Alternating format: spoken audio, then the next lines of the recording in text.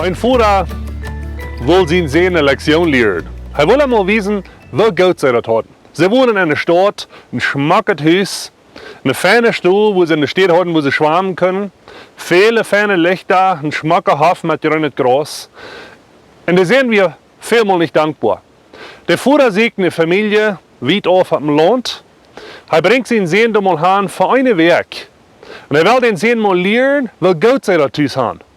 Der Sohn ist einen Weg durch, der Vater fährt nach Haus. Und nur diesen Weg kommt der Vater und der holt seinen Sohn. Und das sei still, wenn sie in Haus fährt.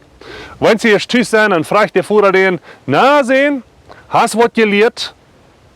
Ja, sagt der Sohn, er kann einen Teil gelernt. Ich habe gelernt, dass wir Haus ein Hund. Da haben einen Teil holen. Ich habe gelernt, dass wir Haus eine Stuhl, wo wir schwammen können, einen feinen Platz zum Schwammen. Da haben einen Riefer, uneng, mit viel Wasser, und ich kann schwammen, wo immer die Welt. Nicht bloß an eine kleine Stuhl. Ich habe gelernt, dass wir ein schmacke Lichter am Haus und das Dach zu oben ist. Da haben die Mond und die Stirn so klar, da kann ich nicht mal alle teilen. Ich habe gelernt, dass wir einen schmacken Hafen, ein kleiner, feiner Hafen mit Gras. Da haben offene Stab, offene Wert, uneng.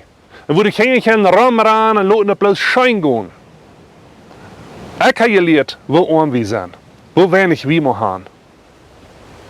1. Thessalonicha, Kapitel 4, Vers 8, hier sagt, seht an alle Loewen dankbar, wenn das Wort Gott von jent will haben.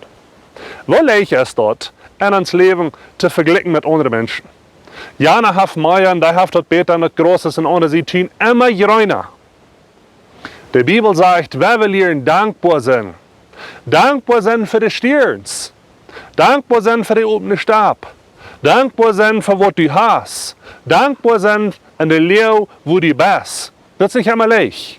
Aber so schön ist ich wohl lernen, muss ich nur die Dinge, was ich habe, und nicht nur die Dinge, was ich nicht habe, dann wird mein Leben mehr Sinn merken, dann wird mein Leben schöner gehen, dann wird mein Leben gesehener sein, und Gott kann mich segnen mit noch mehr Dingen. Aber wenn ich immer konzentriere an das, was ich nicht habe, und das, was andere Menschen haben, und ich will dort, mein Leben wird schwer und frustriert sein. So, ich will uns von dir Mutter sprechen. Wir wollen dankbar sein an alle Leben. Und die guten Dinge siegen, nicht die schlechten Dinge siegen. Die guten Dinge siegen, was wir haben, und Gott danken dafür. Und das Leben wird ein gesegnet, frohes Leben sein. Gottes Segen.